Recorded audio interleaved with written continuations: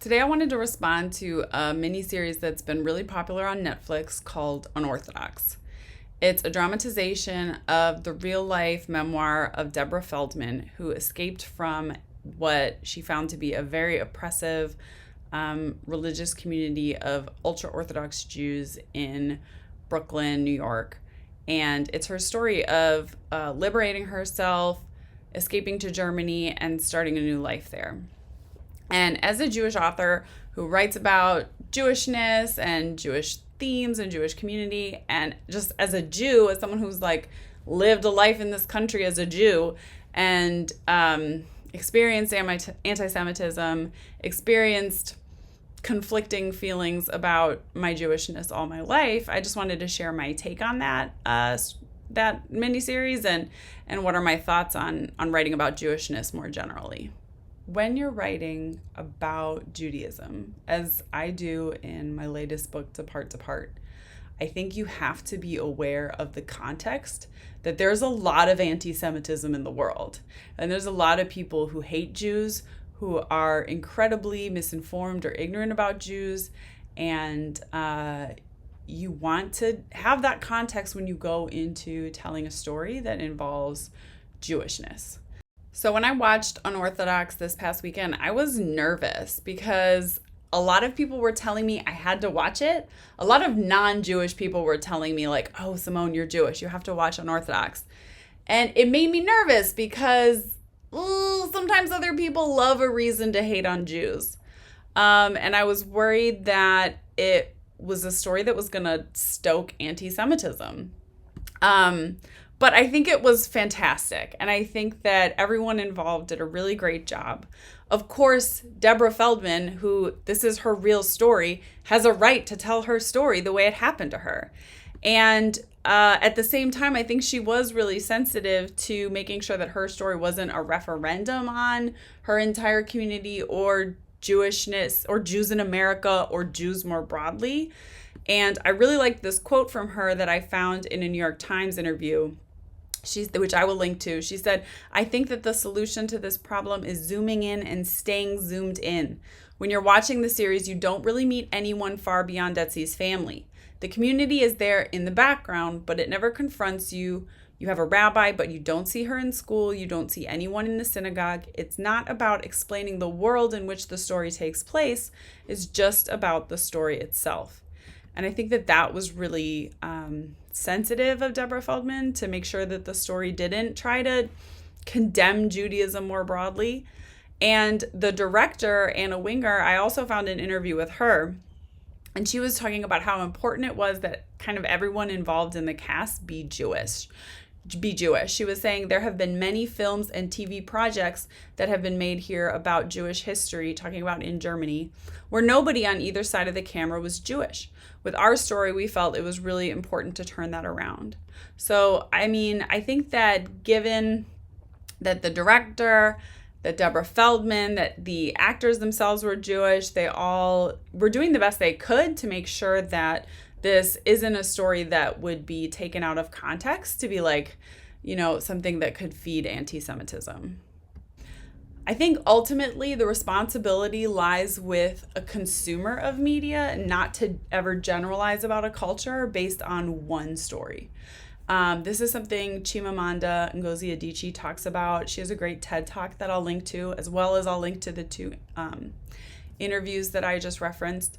She talks about the danger of the single story. So in the context of that TED Talk, she's talking about a single story we get about Africans, where we have an idea in our mind of what it means to be African, and therefore we think we know something about the people of an entire continent. I think that the same sort of single story gets applied to Jews. So a lot of people know one story about Jewish people, and it's that we were victims, that we died in the Holocaust, and that we were, targeted. It would really worry me for someone to watch Unorthodox and have that be the only piece of media about Jewishness they've ever consumed and think that they know a single story. But ultimately, that's not the responsibility of Unorthodox or of Deborah Feldman or Anna Winger. It's the responsibility of consumers of media and consumers of literature to not make assumptions about an entire culture based on one piece of media. That being said, I have lived most of my life in non-Jewish spaces. I grew up in a more rural than suburban area of Illinois. And now I live in Houston. Certainly there are Jews in Houston, but in my friend group and my family that I've married into, which is Korean and Cajun, my husband and my sister-in-law who lives with us have never known a Jewish person besides me. And because I've lived my life in mostly non-Jewish places, I know that the level of knowledge that a lot of Americans have about Jews is like in the negative numbers. Like if they know anything about Jews, it's actually incorrect. And so the idea that Unorthodox is as popular as Tiger King almost, and all these people without a lot of context about what modern American Judaism tends to be are going to be making assumptions about Jews based on this one piece of media, that does make me a little concerned. And so when I watch Unorthodox, that is in the back of my mind, and it is a concern for me in my own writing to make sure if I'm portraying something that's really critical of an aspect of Judaism, that there's a balancing element there to suggest this isn't the whole story. I think that watching Unorthodox, I was really struck by the parallels between the aspects of her community that Esty found really oppressive and other stories I've heard from people coming from Christian fundamentalist traditions or Muslim fundamentalist traditions, that there's really a lot of similarities in any kind of orthodoxy and how women are treated, on how their reproductive rights are tightly controlled, the way what media people are allowed to consume is tightly controlled so that they're not getting narratives outside the single story that their religious leaders want to tell them. And I think that actually fundamentalist religions, regardless of what sect they're from, have more in common with each other than they do with more modern interpretations of that religion. So I think LDS and Orthodox Judaism probably have more in common than Orthodox Judaism and modern Reform Judaism. So my own story with my Jewishness, I'm almost 3 generations removed from Deborah Feldman's story. So my great-great-grandfather was a Talmudic scholar and was very strictly Orthodox Jewish. My great-grandfather was a schmuck named Abe who ran out on his family, but his son Seymour had to study Torah with his father and with Abe's father, with his grandfather. And so that grandfather who was a scholar taught my grandfather Seymour to read by pointing to each Hebrew letter with a matchstick. And if my grandfather made any mistakes, he was beaten and strangled by his grandfather for making mistakes. And this instilled in him a lifelong hatred of religion. He was an absolute diehard atheist, didn't observe anything, any Jewish customs whatsoever. And that was transmitted to my father, and that's the way I was raised. We, in our family, did not do any Jewish holidays. However, we were very Jewish. I don't know how to explain that, but we were culturally very Jewish. I was often bullied for being Jewish, even though I didn't really know what it meant to be Jewish. But because we lived in a rural area without any Jews, that was something kids could pick on me for, and they certainly did, to the point of having a swastika drawn on my driveway growing up, and on my locker in middle school. Being called Jew and all kinds of slurs and stuff. We don't need to go into it.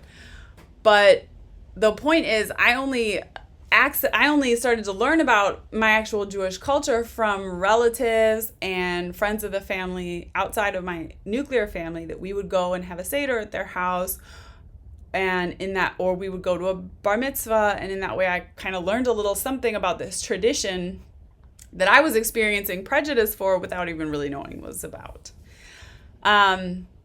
And I began to get the feeling as I was growing up that something has been lost here. I loved going to Passover Seders at our cousin's house and our friends of the family's house. And I felt really sad that we didn't have that family tradition in my own family. And ever since my daughter was born, I have felt called to reconnect with my Jewishness. The fact that my husband doesn't know anything about Jewishness, like he'd never celebrated Hanukkah, he had no idea what a Passover Seder was, like that was sad to me. And the idea that my daughter would grow up without knowing that aspect of her culture, that it had been, the Jewishness had been completely assimilated out of me, like that started to really bother me. And I wanted her to have those traditions. You know, little kids love holidays. They love any excuse to do something different. And so this was the first year that I hosted Hanukkah parties, and we did all 8 nights of Hanukkah, and we sang the songs and we lit the candles, and my daughter loved it. And my whole family loved it.